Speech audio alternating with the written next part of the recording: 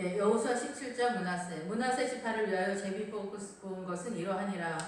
문하세는 요셉의 장자였고 문하세의 장자 마기는 길앗의 아버지라. 그는 용사였기 때문에 길앗과 바산을 받았다라고 이렇게 이야기하고 있습니다. 문하세의 장자 마길은 길앗의 아버지라. 예.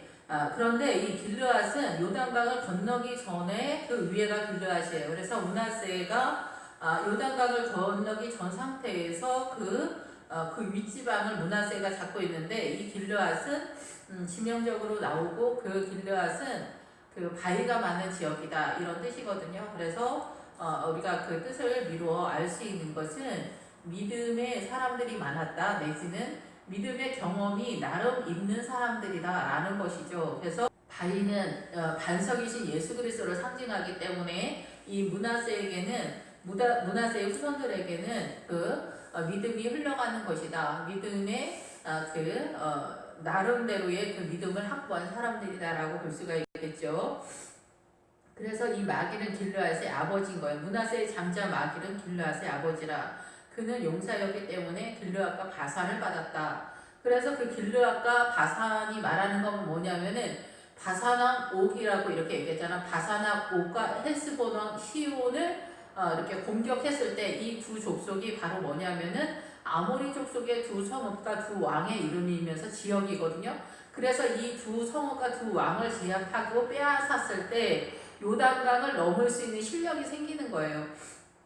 그런데 이 문하세가 이 길르앗과 바산을 뺏었다라고 하는 것은 동일하게 이스라엘 전체가 이스라엘 요단강을 건넌 수준이지만 이들이 여기다 터를 잡았다라고 이렇게 보는 거죠. 성경에서도 그렇게 나왔고, 그러나 실상은 이들은 요단강을 건너기 전 상태의 믿음이 있다. 그리고 이러한 사람들의 크리스찬들이 대거 많다라는 것에 대해서 선언을 우리에게 하는 것이다라고 볼 수가 있는 거죠. 예, 그래서 이 바산은 비옥한 그런 땅을 말해요. 부드러운 땅 뭐 이런. 그래서 비옥하다라고 하면 우리가 씨 뿌리는 비유에서 옥토는 30배, 60배, 100배의 결실을 맺는데 듣고 깨닫는 자다 이렇게 얘기하는 거예요. 그래서 이 바산왕 옥에 이르게 되면 요단강을 건널 수 있는 수준이 되지만은 이 바산왕 옥을 깨닫지 못하면, 이거를 공격하지 못하면 요단강을 건너지 못해요.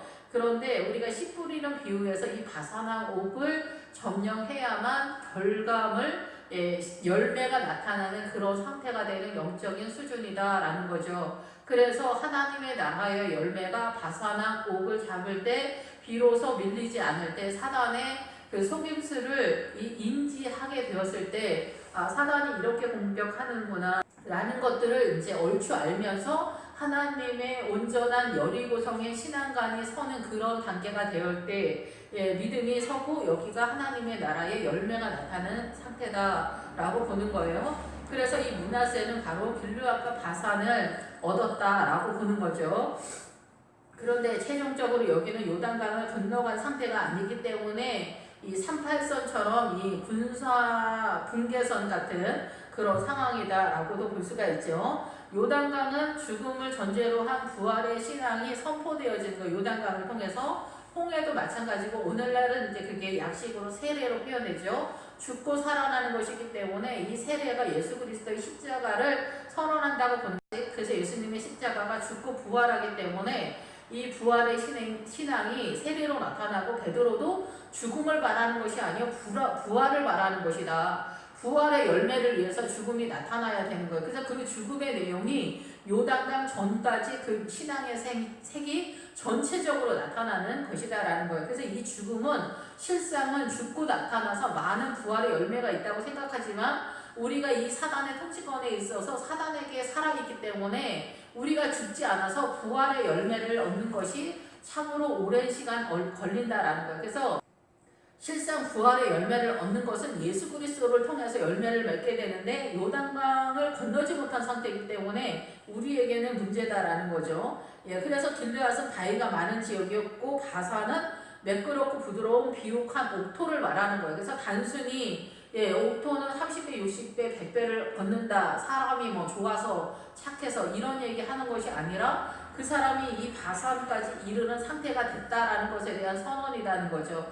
여기까지 와야 하나님의 나라의 열매가 나타나는 상황이 되는 거예요. 바람을 피웠다, 강도짓을 한다, 도둑질을 한다, 거짓말을 한다, 이런 것들은 죄인이다라는 얘기가 아니라 이러한 것들은 그 사람에게서 이 사단의 열매가 주렁주렁 맺고 있는 삶을 살고 있는 것이다라는 거죠. 크리스찬들이 이러한 삶을 살고 있다면 우리가 다 또 죄인된 입장에서 판단하고 정죄한다라는 얘기가 아니라 일단 육안으로 볼 때 이러한 사람들은 심각하게 위험한 상태다라고 밖에 볼 수는 없다라는 거죠. 예, 우리가 가만히 있어도 죄의 성질 때문에 너무나 죄의 강줄기가 흘러가고 있는 상태인데 이 사단의 문화권에서 왜곡된 사고관을 갖고 있기 때문에 그런데 이런 죄의 열매가 주렁주렁 맺고 있다면 위험하다라고 밖에 볼 수가 없겠죠. 예, 그래서 므낫세의 남은 자손을 위하여 그들의 가족들의 제비를 뽑았는데 그들은 곧 에비에셀의 자손과 헬렉의 자손과 아스리엘의 자손과 세겜의 자손과 헤벨의 자손과 스미다의 자손이니 그들의 가족대로 요셉의 아들 므낫세의 남자 자손들이며 이렇게 얘기합니다. 예, 아비에셀은 나의 아버지는 도움이시다라는 그런 뜻입니다. 예, 그래서 아비에셀의 후손에게 나의 아버지는 도움이시다. 그래서 룻기에서는 엘리멜렉이 나의 하나님은 왕이시다 이러죠.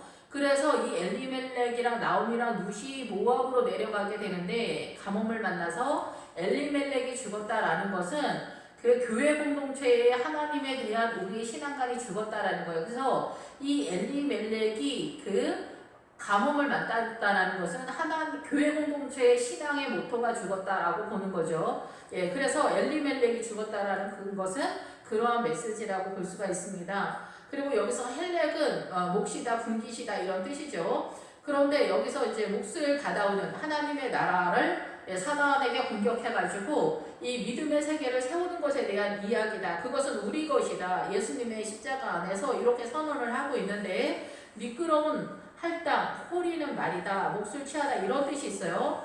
그래서 이 에서의 뜻에도 이런 뜻이 있었던 것 같은데 지금 정확하게 생각이 안 나는데 그래서 이것이 그 헬렉은 이 므낫세의 자손에게 이 헬렉은 이렇게 하나님의 나라를 쟁취해 나가는 것도 있지만은 이 혀로서 이렇게 호리는 말이라는 그런 미끄러운 그런 말을 한다라는 그런 뜻을 갖고 있기 때문에 하나님의 나라와 그 에서적인 성향이 좀 있는 것이 아닌가 이런 생각이 들어요. 그래서 이 크리스찬들 중에서도 뭐 이런 성향의 사람들이 좀 있죠. 예, 그런데 뭐 이런 성향이 아니더라도 우리는 존재가 거짓이기 때문에 내가 무의식 속에서 이 사단의 문화권 속에서 우리가 다 이런 존재다 이렇게 볼 수가 있어요. 우리의 육안으로 인식하는 그런 에서적 성향이라기보다는 우리가 다 이렇게 위선적이고 교활한 말을 사실은 잘 써요. 예. 저도 그렇고 모르고 있을 뿐이에요. 예. 우리는 정직해. 우리는 진짜 몸에서 소름이 돋아서 저런 말 못해 막 이러잖아요. 근데 그게 아니라 여기서 말하는 위선은 그게 아니라 주님이 말씀하신 위선은 약간 그런 것도 있지만 실제적인 거는 우리의 존재 속에서 나오는 위선이에요. 이 사단의 문화권 속에서. 그래서 이제 그 비느하스가 엘리에셀의 비느하스가 그 제사장 아론의 그 아들의 후손이 그 비느하스가 있잖아요. 근데 그 비느하스의 뜻이 무슨 뜻이냐면 뱀의 입이란 뜻이거든요. 깜짝 놀랐는데 또 생각해보니까 맞구나 이런 생각이 들어서 왜 뱀의 입인가 이렇게 생각해보니까 우리가 이 사단의 문화권에서 하나님의 나라를 제대로 이해를 못하면은 이 입은 뱀의 입이 되는 거예요. 왜냐하면은 하나님의 나라의 입술이 되는 것이 아니라 이 사단의 문화권 속에서 그대로 노출되고 정체성이 그렇게 이루어진 우리는 모든 사건 사고의 판단을 정지하고 비난하고 원망하고 세상의 의나 이런 것들로 우리의 생각이 돌아가기 때문에 우리가 옳다라고 말하고 뭐 이런 것들이 사실은 다 거의 대부분 뱀의 입이 되고 하나님의 세력이 되지 못하는 경우가 허다하기 때문에 그래요. 그리고 이제 할머니들도 그렇지만 저도 오랫동안 그렇게 살아왔구나. 지금도 뭐 그 버릇을 고친 건 아닌데 누군가한테 이렇게 말해주면 이 사람이 알아듣고 금방 어떻게 될 거야 이렇게 생각을 하고 착각을 하고 또 제 몸에 그것이 체질화가 돼서 얘기를 계속 하는 거예요. 그러니까 듣는 사람은 듣기 싫겠죠. 근데 사실상 저도 누군가가 뭐 저한테 무슨 얘기를 한다고 해서 저도 고치거나 아니면은 제가 늘 생각을 하면서 요즘 그렇게 하고 있는 누군가한테 얘기를 한다고 해서 그걸 그 사람이 듣는 건 아니다. 다 우리가 옳지 못한 것을 몰라서 안 하는 것이 아니라 실력이 없어서 안 하고 있는 것들이 거의 대부분이고 사단의 세력에 밀려가고 있을 뿐이지. 그리고 내가 알고 있는 것이 사단의 세력 속에서 꼭 알고 있는 것이기 때문에 이게 악순환이구나 이런 생각이 들어요. 근데 온전한 하나님의 나라를 선언해 준다고 할지라도 그 사람이 광야에 있을 때는 광야에서 가나안이 보이지 않기 때문에 이렇게 말해준다고 해서 아는 건 아니에요. 그런데 이 말을 해주면 또 그 사람이 나중에 가나안에 입성하게 될 즈음에는 좀 깨닫는 데 도움이 될 수는 있겠죠. 그렇지만 내가 바라는 그런 기준과 소망으로서 나타나는 것은 아니다라고 이렇게 생각이 됩니다. 그래서 이 헬렉이라고 하는 것은 우리의 그 위선적인 세력과 함께 못난 부분들과 함께 가는 세력이 아닌가 이런 생각이 들고, 아스리엘은 하나님의 공의다, 똑바로 가다 이런 뜻이에요. 그래서 이 므낫세의 장자 마길의 후손들이 실제적으로는 굉장히 믿음의 길을 가고 있다라고 볼 수가 있어요. 우리가 생각보다는 에브라임의 후손으로 구체적으로 선언이 되는 것이 아니라 므낫세의 후손으로 구체적으로 나오는 것으로 보아서, 그리고 므낫세는 반지파가 그 므낫세 전체의 반이 2분의 1이 이 요단강 건너 가나안 지역에 자리를 확보했고, 그리고 요단강 전에도 그만큼의 그 분량이 확보된 그런 상태이기 때문에 이 므낫세가 사실상은 굉장히 많은 지역을 확보한 믿음의 사람들이다라고 볼 수가 있죠. 그리고 이제 이 므낫세는 굉장히 유난스럽진 않아요. 사사기에서 보면은 에브라임은 굉장히 드세고 난리를 피우는데, 그런데 이제 이 므낫세가 조용하다라고 하는 것은, 성경에서 조용하다라고 하는 것은 보다 더 적극적으로 하나님의 영적 전쟁을 활발하게 움직이는 것에 대해서는 조금 부족하지 않았나 이렇게 생각할 수 있죠. 그런데 에브라임과 므낫세는 요셉의 후손으로서 자기 할당은 감당했다 이렇게 볼 수가 있어요. 근데 나머지 후손은 더 적극적으로 나가지 못하는 그런 상황이었고, 유다가 최고로 영적 전쟁을 최고로 열심히 하였고, 나름 예루살렘의 믿음에 이르는 그런 크리스찬이었다라고 이렇게 볼 수가 있는 거죠. 그런데 언제든지 취약한 것은 여부수 족속 말씀을 깨닫지 못했을 때 우리의 그 영적 전쟁은 굉장히 미흡한 상태로 나타난다라고 볼 수가 있습니다. 세겜 땅은 우리가 창세기 34장 야곱의 딸 디나 사건이 나타난 장소이긴 한데, 여기 세겜은 요셉의 아들의 이름 속에도 나타나는데, 이 세겜은 사실은 어깨 사이의 목이라는 그런 뜻이거든요. 그럼 어깨는 우리가 보통 뭐를 써요? 우리가 어깨가 무겁다 이럴 때 세상 짐을 얘기하죠. 사랑하는 것이. 그래서 어깨가 무거운 사람은 엄마들보다는 아버지들이 이 어깨가 무겁습니다. 본인들이 가족을 지고 간다라고 생각하기 때문에 그러죠. 실제적으로는 엄마가 지고 가는데 아버지가 왜 그래? 이런 자식들도 덜어 있을 거예요. 열에 한두 명은.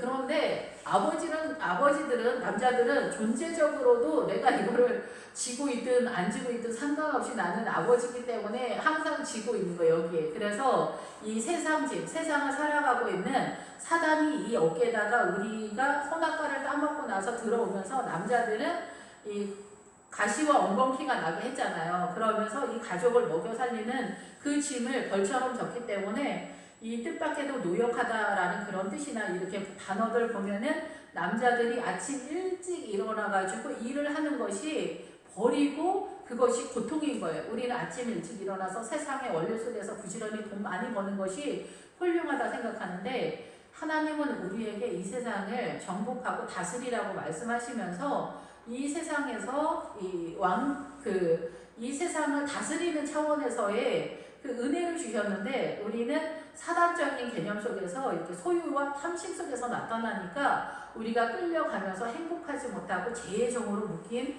그런 상태로 나타나게 되는 것입니다. 그래서 많은 사람들이 이 노동을 하는 것이 믿음 안에 있는 것이 아니죠. 그래서 고난 가운데 있죠, 남자들이. 그런데 이것에서 빠져나오는 자유의 신앙을 얻기 위해서는 십자가를 이해해야 돼요. 십자가는 바로 그 죄가 들어온 것을, 그 죄를 해결해 주셨기 때문에 이 일에 대한 보는 이 시각도 예수님의 십자가 안에서 해결했기 때문에 그렇다라는 거죠.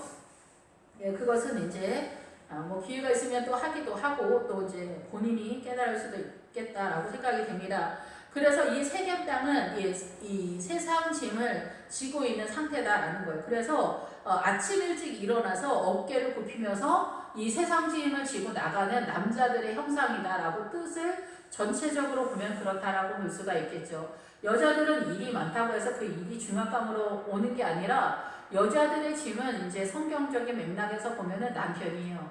남편이 왕으로서 군림하기 때문에 그 남편 대신 남편을 섬기는 것에 그것이 제일 어려운 거지, 여자들은. 근데 남편도 사람이고 여자도 사람인데 사람이신 남편이 왕의 노릇을 하고 사람인 여자가 종의 형상을 갖고 있기 때문에 이 관계가 예수 그리스도의 십자가로 해결을 해놨지만 아직 믿음 안에서 이것을 다 우리가 밝히 자유로 이해를 못하고 있어요. 깨닫지 못하고 있기 때문에 아직도 이 예수님의 십자가 안에서 사람인데 왕 대신 신랑, 사람인데 종된 아내이기 때문에 이게 십자가로 깨닫지 못하면은 왕과 종의 관계 속에 있기 때문에 이게 연합이 안 되는 거예요. 그런데 남편이 사람의 자리로 내려오고 여자가 사람의 자리로 올라가면은 사람과 사람이 되어서 창세기 2장에서 마주보면서 도와주는 아내의 헬퍼의 사명이 나타나게 되는 거죠. 근데 이러한 것들을 이제 십자가 안에서 이 사단의 문화권 속에서 아내는 아내의 사명을 깨달아서 이 사람 자리에 올라오면서 생명의 사명을 감당하면서 남편이 왕의 자리에서 내려오게 되어지는 그 생명력을 공급하게 되고 남편은 이 왕의 자리에서 사람의 자리로 내려오는 그것이 쉬운 게 아니거든요. 그거를 하면서 이 하나님의 나라가 가정 속의 생명력으로 이 하나가 되어지는 연합의 원리로 세워지는 거죠. 이것을 깨닫게 되었을 때 이것이 예수님의 십자가와 연합이 되는 거예요. 그래서 헤브론의 믿음에 이르는 거예요. 이것을 어디서 이 아브라함이 깨달았느냐? 이 저주 어딘가에서 이렇게 아브라함의 식구들이 막 살다가 믿음생활, 신앙생활 하다가 닷대암 아람이나 뭐 갈대아우로 그쪽 언저리에서 왔다 갔다 하는 신앙생활, 일반 평신도 생활하다가 이 가나안에 딱 들어와 보니 아내를 애국 사람들이 하는 것처럼 이방인들이 아내를 종처럼 막대하는 것이 죄였다라는 것을 깨닫게 되는 거죠. 그래서 그것을 자기가 왕의 자리에서 사람의 자리로 내려오는데 25년 걸렸다는 거예요. 그래서 아브라함이 가나안에 들어왔을 때 이 가정을 믿음으로 하나님의 나라를 세우는 것에 대한 모본을 보이는 게 이 창세기에서 아브라함이거든요. 그것을 이야기하는 거예요. 그런데 여기에서 세겜이라고 하는 이 아들은 아브라함의 후손인데 할아버지 뭐 구주 할아버지 그 이상 좀 되긴 하지만 아브라함의 그 자기네 조상이 깨달았던 그 믿음의 세계를 이 세겜이 알지 못하고 있는 거죠. 정면적으로. 그래서 이 세겜이라고 하는 이름은 이스라엘 속에서도 세상 짐을 지기 위해서 아침 일찍 일어나 자기의 어깨를 그 짐 쪽으로 굽히는 그런 형상을 띠고 있다라는 것입니다.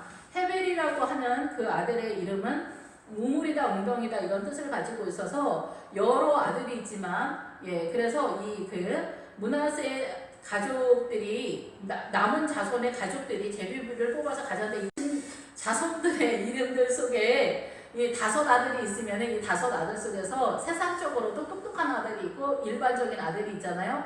그런 것처럼 여기서도 하나님의 나라 속에서는 하나님의 나라에 대해서 이 믿음이 탁월한 애들이 있고 하나님의 나라에 대해서 믿음이 부족한 애들이 있어. 그럼 하나님의 나라에 믿음이 부족한 애들은 세상적이고 믿음이 뛰어난 애들은 하나님의 그 원리를 아는 사람들인데 이 헤벨이라고 하는 아들이 바로 그렇게 탁월한 아들이에요. 그 이름이 우물이고 웅덩이이기 때문에 그래요. 우물을 가졌다라는 것은 하나님 나라에 샘을 가졌다라는 거거든요. 샘을 갖는다는 것은 영적인 것에 대해서 드립하는 거예요. 그냥 오직 주님이 어떤 분이야. 정말 기도하고 말씀과 그냥 자기의 모든 것을 팔면서 어떤 사건, 자기 집안에 어떤 사건이 벌어질 때마다 아버지께서 내 삶 가운데 이 모든 것을 동원해서 말씀하시는 의도가 뭐냐 이런 것들을 하나하나 뭐 이렇게 억지로라도 주님이 밀어서라도 깨달아가는 그런 삶을 살고 있는 아들이죠.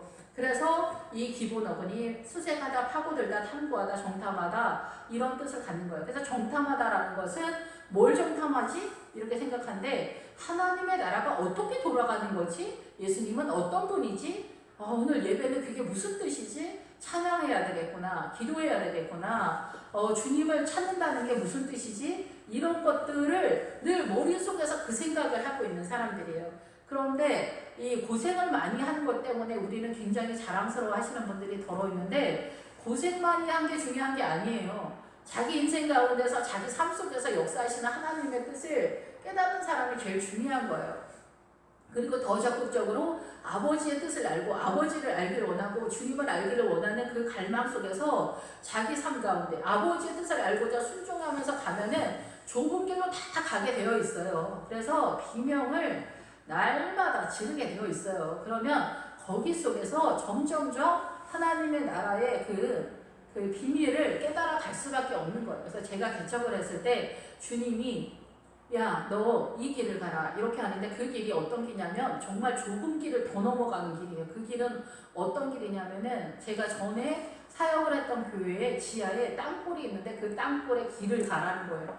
근데 그 땅굴이 처음에 들어갈 땐 되게 컸었고요. 근데 조금 들어갔더니 구멍이 요만해지는 거예요. 근데 제가 여기를 들어가라는 거예요. 여기를 빠져서 길을 가라는 거예요. 예수님이 계신 그 갈릴리 바다까지 가라는 거예요. 저는 못 갔죠. 저는 못 갔는데 그래서 주님이 너는 정말 이 길을 가기가 좀 어렵겠다 이렇게 말씀하시는 거예요. 그런데 어느 날 이제 그래서 난 대먹지가 않고 되지도 않고 수준이 안 되는구나 이렇게 하면서 아예 포기를 하는 정신머리를 갖고 있었는데 어느 날 무슨 일이 생겨갖고 제가 이제 그날 기도를 늘 하긴 하지만은 막 자리 지키는 그런 수준인데 어느 날 무슨 일이 있어가지고 이제 6시간인가 이제 계속 앉아서 기도를 하게 됐어요. 예, 근데 이제 밤새 기도를 하게 됐는데 그리고 나서 아침에 꿈을 꿨는데 제가 그 길을 막 가고 있는 거예요. 그 말도 안 되는 그 좁은 길 있잖아요.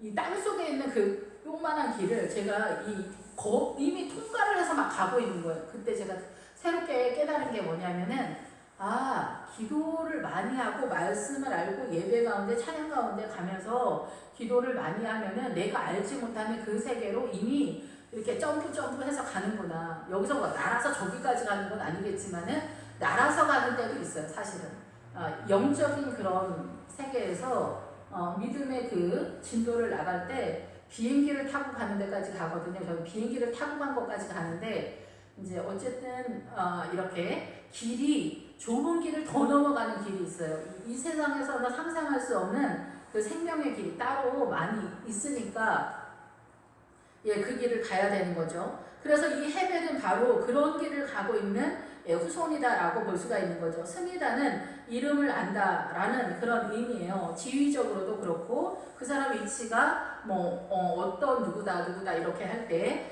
그런데 제가 옛날에 그 전도사 시절에 컴퓨터를 하다가 종말론적 신앙에 대해서 이렇게 보게 됐어요. 그래서 예수님이 재림에 오신대 이런 거를. 근데 그런 얘기를 제가 이제 중고등학교 때 들었지만 그것이 제 머릿속에 타고 저의 영혼 속에 들어오진 않았어요. 그런가 보다였던 것 같아요. 그런데 컴퓨터를 하면서 예수님이 진짜 오신다면 나는 아직 준비가 안 됐는데 저의 본성이 딱 그렇게 생각을 하더라고요. 그런데 이제 그러면서 저희 교회 꼬맹이가 꿈을 꿨는데 휴거가 나타났다는 거예요. 휴거가 나타났는데 우리 교회에서 2명이 휴거가 됐대요. 저희 교회가 몇천 명 되는데. 그래가지고 근데 전도사님 휴거됐는지 가봐야 되겠다 이렇게 했는데 제가 이제 그때 고등부 담당이었는데 왔는데 제가 휴거가 안 됐더래요. 그랬는데 저는 알긴 알겠더라고요. 내가 휴거될 만한 믿음은 아닌 것 같다라고는 알면서도 화가 났어요. 이럴 수가 이래가지고 제가 이제 화가 나서 이제 저한테 화가 났죠. 뻔히 수준이 안 되는데 그래서 제가 40을 작정 기도를 했는데 그때 주님의 그 응답은 그거였어요. 내 이름을 사용하라. 여기에서도 이름을 안다는 거 그렇게 갈 수가 있죠. 가장 중요한 이름은 예수님의 이름이요. 우리가 평상시에 밥 식사 기도에 이름을 한다든가 기도를 하고 끝에 이름을 한다는 그 이름하고 또 다른 차원의 예수님의 이름을 사용하라 그런 뜻이에요. 그래서 예수님의 이름의 존재가 나의 영혼 속에 들어온 거죠. 그러면서 제가 깨달은 것 중에 하나가 뭐냐면 요한계시록에 보면은 그 누구에게나 흰돌을 줄 텐데 받은 자는 알 텐데 그 흰돌을 줄 텐데 받은 자만 그 이름을 알 거다 이럴 때 저는 그 옛날에는 그 이름이 뭐냐면은 여기다 무슨 이름을 써준다는 얘기지? 그 사람 받은 사람의 이름을 다 써가고 주님이 나눠준다는 건가? 인간적인 상식에서는 그러잖아요. 예, 뭐 어디에 이렇게 합격을 하거나 그러면은 뭐 통지서도 그 사람의 이름으로 나눠주고 뭐 선물을 준데도 누구의 이름을 써서 나눠주잖아요. 그 당사자의 이름. 예, 저도 문자적으로 그렇게 생각을 하고 있었는데 그 주님이 40일 기도하고 나서 너는 내 이름을 사용해라 이렇게 말씀하셔서 그 다음부터 저는 늘 그 이름의 뜻이 잘 모르고 막 그 예수님의 이름을 계속 부르는 그런 이제 습관을 내 몸에 붙여야 되겠다 이렇게 생각을 하고 기도에 대해서도 제가 속이 탔어요. 휴거의 믿음을 가졌으면 좋겠다 이런 생각이 들면서 그런데 그 요한계시록에 나오는 받은 이만 아는 그 흰돌의 이름은 무엇인지 알았어요. 그래서 예수 그리스도인 거였어요.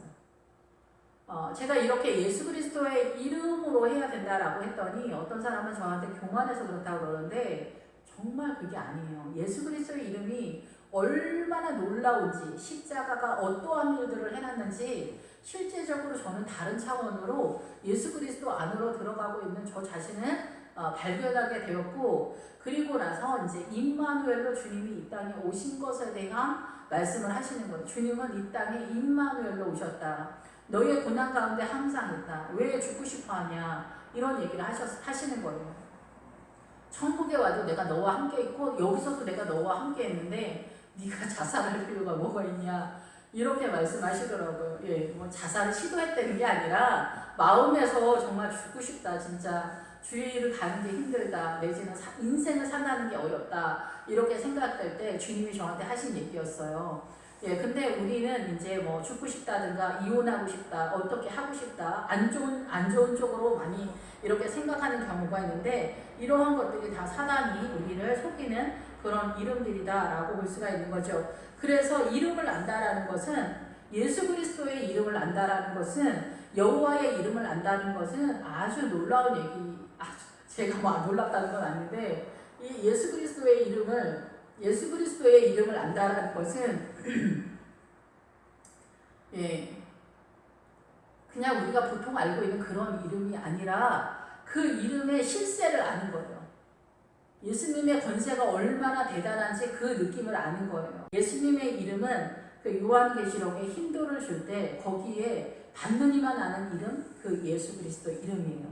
그래서 그 받는 이 성도가 그 흰돌에 예수 그리스도라는 그 이름의 그 파워를 받은 이가 아는 거예요. 예수님이 어떤 분인지 느낌상 딱 아는 거예요. 그냥 예수님의 이름이 뭐 옆집 아저씨 이름 아는 것처럼 그런 이름이 아닌 거예요. 그런 느낌이 아닌 그런 권세가 아닌 거라는 거죠. 예, 그래서 에스더에서도 그 에스더는 원래 마르둑에 속한 그 별이다라는 그런 이름이거든요. 그러니까 에스더라는 이름을 지으면 안 되는 거예요. 그런데 이 에스더의 원래 이름이 하다사인데 그 하다사의 아버지 이름이 하일이에요. 그 하일은 힘이 있다, 능력이 있다, 권세가 있다 뭐 이런 뜻인데 그 아버지 이름이 하일이라고 하거든요. 근데 그 하일이 말하는 게 누구예요? 예수님이고 하나님이잖아요. 그러면 이 하나님의 권세로서 나타나는 거예요. 그러니까 이 능력의 권세가 어떠한 분인가를 우리가 아는 게 중요하다는 거예요. 예수님의 권세와 능력, 예수님이 어떤 분인가 두렵고 떨리면서 사랑해야 할, 흠모해야 할 우리의 왕 되신 주님이다. 이것을 알아야 된다는 거죠. 예, 그래서 이제 이 므낫세의 후손들이 이렇게 쭉 나타나게 되는데 헤벨의 아들 길르앗의 손자 마길의 증손 므낫세의 현손 슬로바앗의 아들이었고 딸뿐이요 그 딸들의 이름은 말라와 노아 호글마와 밀가와 디르사라. 그래서 므낫세의 아들들의 이름들이 쫙 나오고 그리고 나서 여기에서는 또 그 딸만 있는 그 므낫세의 현손 슬로부앗이라고 하는 사람의 그 딸들이 5명이 있는데 이 딸들만 있는 거 아들이 없는 거예요. 그래서 이 세상은 아들들의 이름으로 모든 것들이 이렇게 정리를 하고 있는데 딸들의 이름으로만 됐으니까 어떻게 해야 되냐 이럴 때 이 딸들이 항소를 해서 이 딸들에게도 분깃을 져라. 그래서 열분깃이 더 들어가는데 이 슬루브앗의 딸들, 슬루브앗은 이름이 하나로 통일시키다, 처음 난 자다 뭐 이런 뜻이에요. 그래서 생각을 모으다 이런 뜻이에요. 그래서 우리가 사실 생각을 모으다가 엄청난 파워를 내잖아요. 예수의 이름으로 모여라. 좌파의 이름으로 모여라. 요즘 우파의 이름으로 모여라. 그러면 아주 분명하게 나타나잖아요. 근데 요즘은 예수님의 이름으로 모여라 이랬을 때 뭐 그 한 10개도 더 되는 그 무리로 나타날 것 같아요. 뭐 신천지, 통일교, 구원파, 뭐 하나님의 교회 뭐 이따위 그 이단적인 사람들도 있지만은 그 교회 내에서도 뭐 장로교, 감리교, 뭐 성결교, 뭐 여기서도 뭐 신앙세계도 틀리고 이제 뭐 요즘은 이제 좌파 우파 속에서 김일성 장학금을 받고 다닌 김일성 장학금을 받은 신학생의 이름으로 그 신학교를 다닌 그런 목회자들이 이제 좌파 쪽에서 움직이는 목회자들도 되게 많아요. 그 태극기 집회하는 데 가서도 움직이는 세력들이 있단 말이에요. 이런 사람들이 있을 만큼 이 예수님의 이름이 예수님의 이름으로 모여라 했을 때 이 인간적인 그 모양에서는 이렇게 나타나는 거예요. 그래서 계시록에서는 하늘이 총단같이 어두워오면서 두루마리가 이렇게 말리듯이 떠나가고 이런데 떠나가고가 무슨 뜻이냐면은 이렇게 조각조각 나다라는 그런 뜻이에요. 그래서 이제 제가 계시록을 다 알지는 못하지만은 그 부분에서 느끼는 깨달음은 뭐냐면은 하나님의 나라가 이렇게 조각조각 나는구나 이런 생각이 들었어요. 그래서 그 이단 쪽으로만 이렇게 분열이 되는 게 아니라 이단은 뭐 당연히 뭐 떨어져 나가는 거죠. 이게 그러지만은 이게 정통교회 개신교 쪽에서도 이 하나님의 이름이 이렇게 조각조각 나는구나. 이것이 그 말세의 증세구나 이런 생각이 들었어요. 그래서 그 교단마다 이렇게 틀려지니까 하나님의 나라를 제대로 이해하기가 점점점 불리해지는 상황이 되는 거죠. 그러면서 이제 목사님들이 하나님께 이제 속한 목사님들이 이렇게 성도들에게 정말 명예 양식을 잘 전해주기가 그분들도 점점점 어려워져 가겠구나 이런 생각이 들어서 하나님의 나라를 이루어가는 것이 점점 어렵지 않나 이런 생각이 들어요. 저 청년 때만 하더라도 뭐 교단이 그렇게 큰 문제는 아니었고 교단 몇 개 속에서 뭐 기도원이나 이런 뭐 집회를 한다거나 그러면은 그게 문제가 되지 않았어요. 그리고 막 다른 교회에서 서울에 있을 때도 다른 교회에서 뭐 김진우 목사님 뭐 부흥회한다 어떤 목사님 부흥한다 그러면은 예배드리고 다 가서 예배드리고 막 같이 울면서 기도하고 막 그랬었거든요. 그런데 요즘은 뭐 조각이 너무 많이 났고 믿음의 세계가 너무 어지러운 시대가 아닌가 그런 생각이 듭니다. 그래서 이 슬로보아스의 이름은 하나로 통일시키는데 이 사단도 예루살렘을 자기네 성읍으로 사용하고 있거든요. 그래서 사단도 하나를 통일시키자 평화다 이렇게 얘기를 하는 거예요. 그래서 문재인 대통령이 평화의 이름으로 나오니까 김정은이랑 평화의 이름을 들고 나오면 우리가 원하는 평화가 될까요? 평화라는 이름, 통일이라는 이름을 앞에다 놓는데 김정은식 통일이 되기가 쉽겠죠. 왜냐하면 문재인이가 지금 김정은한테 밀리는 상황이니까 이런 것들을 생각을 해야 되는데 우리가 굉장히 이성적인 존재들이고 똑똑하다 이렇게 생각하는 사람들이지만 실상은 똑똑한 사람들이 지금 그런 일들을 하고 있거든요. 그러니까 우리 이 생각을 가장 이 생각의 영역이 하나님의 영역 속에서 우리가 똑바른 게 아니에요. 이게 목에 칼이 들어와도 나는 똑바르다 이렇게 생각하지만 아모리 족속의 그 성읍의 메인 센터 맨 앞에서 뛰는 애가 예루살렘 성읍이 예루살렘 성읍을 가지고 뛴단 말이에요. 그러면 평화의 이름으로 그 아모리 족속이 뛰는데 뒤에는 사실은 다 살인하는 영이잖아요. 생명을 잡아먹는 영이잖아요. 이해가 되세요? 그리고 그 예루살렘의 왕 이름이 아도니세덱인데 아도니세덱의 이름이 의의 왕이에요. 의의 주인이에요. 그러면 예수님과 상관없이 이 세상에서 의를 주장하는 그 색이 의이겠어요? 조금만 생각해도 그러니까 우리가 여호사를 너무 몰라서 그런가? 근데 어쨌든 그래서 이 하나로 통일을 한다, 뭐 평화 이름이 하고 연합한다 이렇게 얘기하면은 이게 다 사단적으로 넘어간 상태에서 연합이고 통일이고 악수하고 이런 거지 이게 예수의 이름으로 우리가 그 사람들을 다 끌고 와서 연합하고 통일해요? 예수의 이름으로 온 상태에서는 연합이고 통일이고 이런 얘기를 할 필요가 없는 거지. 예수 안에 다 왔으면 예수 안에 온 게 하나고 통일이고 연합인데 왜 사람들이랑 연합하자, 통일하자, 악수하자 이런 얘기를 하겠어요. 이 사람들이랑 연합하자, 통일하자, 악수하자 이런 것은 벌써 밀린 거고 그쪽으로 넘어갔기 때문에 하는 거예요. 싸우지 않는 게 좋은 거다. 싸우지 않는 게 좋은 게 어디가 있어. 그런 식으로 하면 가나안에서 영적 전쟁 하지 말아야지. 아니 거기까지 뭐하러 가. 애굽에서 자리 피고 살지. 그러니까 우리가 영적 전쟁과 예수 믿는 게 뭔지 너무 모르고 있는 거예요.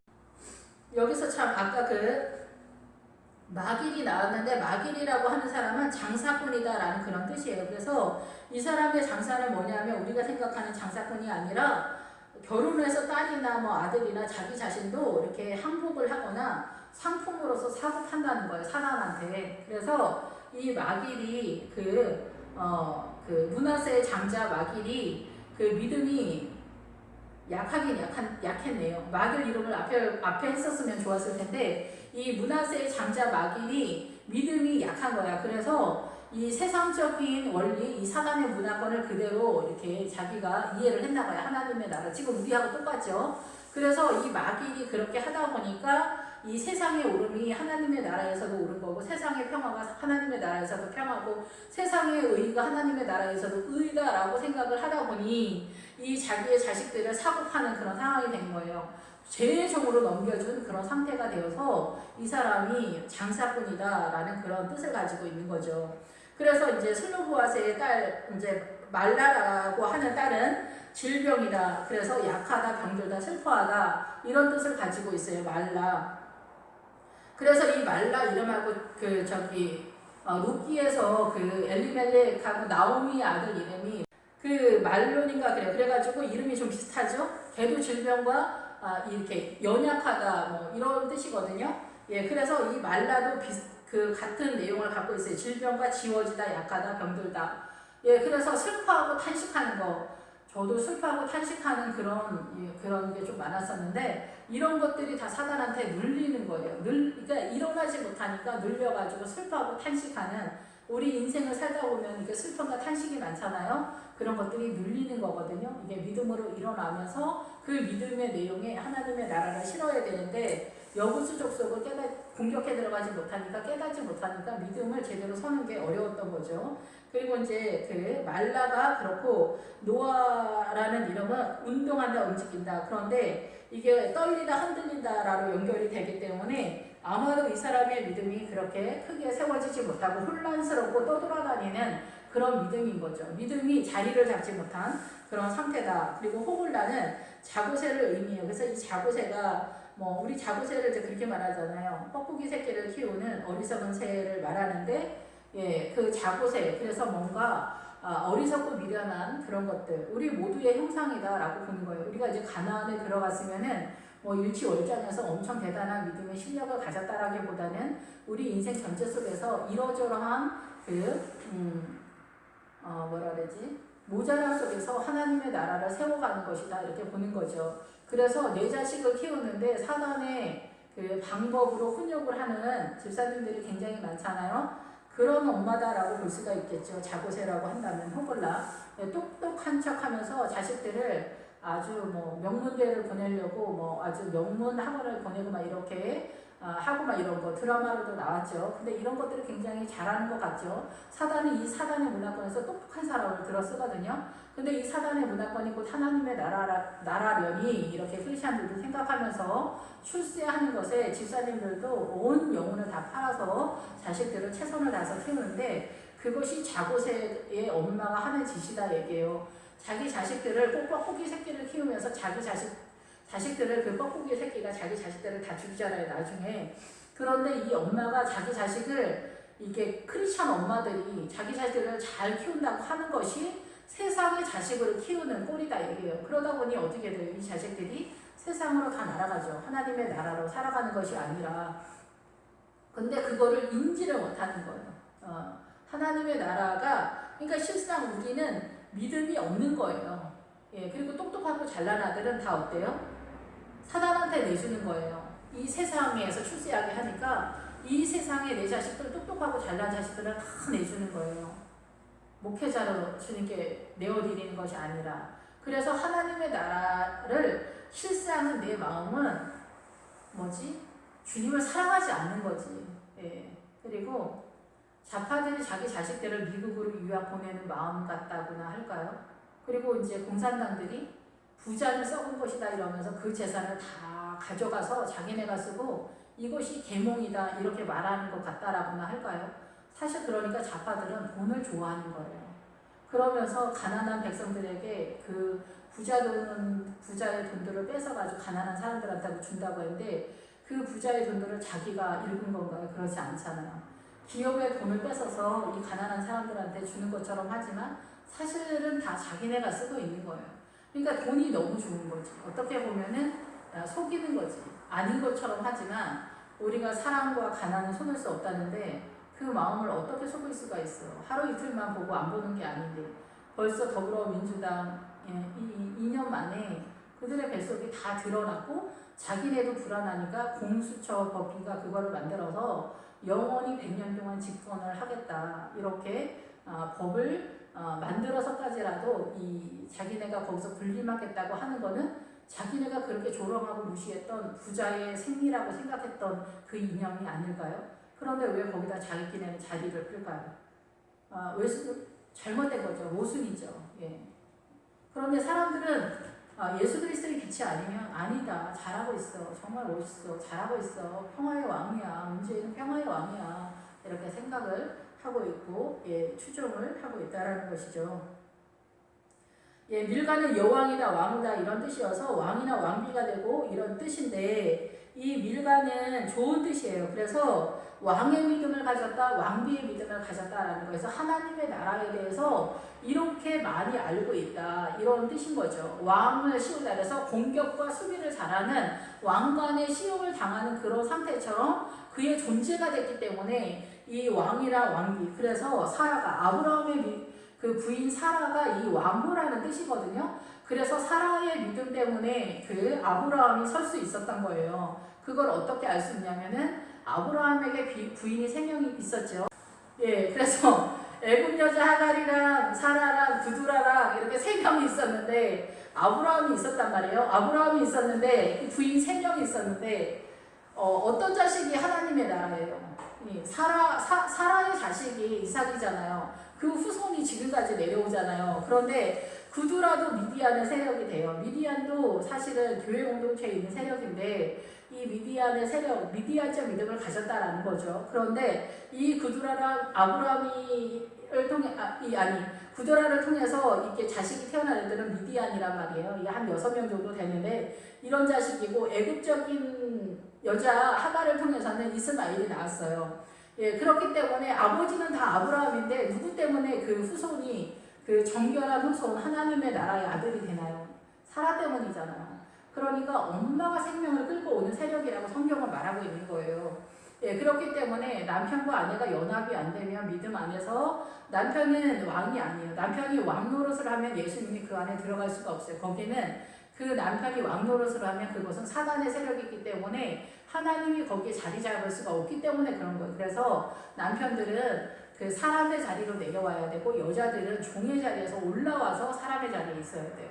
그래서 서로 마주보면서 서로 하나님의 나라를 이룰 때 여기 하나님의 나라가 세워지는 것입니다. 그래서 이 사라가 왕후다라는 이름이에요. 사라는 사라일 때도 왕후였고 사라일 때도 왕후였어요. 디르사는 기쁨이고 즐거워하다, 찬성하다 이런 뜻이에요. 용서하다, 애정을 품다 이런데 이 디르사는 밀가하고 디르사는 이 그 슬로보아스의 딸들 중에서 최고의 믿음을 자랑하는 딸들이다라고 볼 수가 있어요. 그래서 이 최고의 믿음을 갖고 있는 딸들이기 때문에 우리에게도 이 유산을 상속시켜 달라 이런 말을 할 수 있는 그런 수준이 됐겠죠. 이 디르사는 어디에 나오냐면은 아모리 족속의 31명의 왕들을 공격해 들어갈 때 그 왕 중에 마지막에 디르사 왕이 나와요. 이 디르사 왕을 공격하면은 거기 바로 이 빚을 갚다. 죄의 문제가 해결이 되고 주님을 기뻐하고 즐거워하고 행복한 왕의 이름이 그 이름이거든요. 근데 여기 슬로보아스의 딸의 이름이 디르사예요. 그러니까 이 딸이 얼마나 믿음이 대단한가라고 볼 수가 있겠죠. 우리가 주님을 기뻐하고 즐거워하고 사랑하는 것이 최고의 믿음 중에 하나거든요. 그래야 우리가 슬프고 탄식하는 것들을 사단의 공격을 받을 때 누를 수 있는 그런 믿음의 사람이다라고 볼 수가 있는 거예요. 예, 그래서 이 슬로바스의 딸들 그 다섯 명의 딸들이 이렇게 믿음에 있어서는 세 명은 이제 좀 부족하긴 하지만 두 명은 엄청난 탁월한 믿음을 갖고 있는 딸들이었다라고 볼 수가 있는 거죠. 그래서 그 누가 현숙한 여인을 구하겠냐 아내를 그렇게 얘기할 때 잠언 31장에서 하나님으로부터 온다 이러거든요. 그 하나님으로부터 올 수밖에 없는 게 왜 그러냐면 이렇게 밀가와 디르사 같은 딸들이 하나님이랑 연합되어진 하나님의 최고급의 딸들이잖아요. 세상의 딸들인데 이런 딸들을 구하는 그 신랑이 얼마나 은혜가 있겠어요. 그렇지 않겠어요? 그러니 하나님으로부터 올 수밖에 없는 거죠. 그래서 이러한 그 밀가와 같은 여왕이다 왕이다라는 이런 딸들, 온물가에서 만난 딸들, 이런 딸들이 다 사라와 같은 그런 리브가 같은 그런 딸들인 거죠. 그래서 사라 같은 그런 딸을 아브라함에게 인도하신 하나님이다 이렇게 볼 수가 있는 거죠. 그래서 밀가와 디르사도 이렇게 아름답고 멋진 그런 사람에게 주님께서 은혜를 끼쳐서 복을 받았을 것이라 이렇게 생각이 됩니다. 그래서 이제 이 딸들에게도 영향을 줘서 므낫세에게 열 분깃이 더 돌아갔다 이렇게 선언을 하고 있습니다. 그래서 이 므낫세의 길르앗이 용사이기 때문에 바위가 많은 지역, 예수 그리스도의 믿음을 말할 때 반석 같은 믿음이라고 하잖아요. 반석이 예수님이기 때문에 이 바위가 많은 지역인 그런 지역이기 때문에 믿음의 수준이 있고 믿음의 경험이 많은 그런 사람들, 그런 후손들이다. 그리고 바사는 매끄러운 부드러운 비옥한 온도를 말하기 때문에 이 므낫세가 확보한 믿음의 세계가 이러하다라고 볼 수가 있는 거죠. 그래서 30배, 60배, 100배의 결실을 맺을 수 있는 그 기초를 다진 상태다라는 거예요. 그런데 에브라임은 이미 여리고성에서 들어갔기 때문에 여리고성을 중심으로 해서 돌고 있어서 이 에브라임은 신앙감이 이미 하나님께서 원하시는 대로 섰다라고 볼 수가 있어요. 그런데 이 므낫세는 거기에 미치는 것은 아니다. 그래서 에브라임이 장자가 맞다라고 이렇게 생각이 됩니다. 예, 그리고 이제 길르앗은 이제 바위가 많은 지역인데, 그래서 므낫세의 여섯 자손들이 그의 남자 자손들 중에서 기업을 받은 까닭이었으며 길르앗 땅은 므낫세의 남은 자손들에게 속하였더라 이렇게 말씀하고 있습니다. 예, 그래서 이제 7절부터는 다음 시간에 하도록 하겠습니다. 기도하겠습니다.